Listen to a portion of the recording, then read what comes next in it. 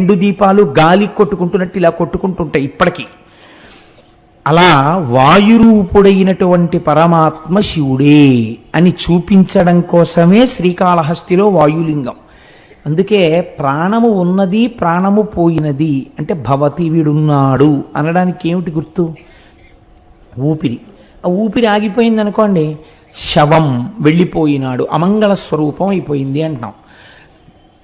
అందుకే శ్రీకాళహస్తిలో శివలింగం పశ్చిమాన్ని తిరుగుతుంది.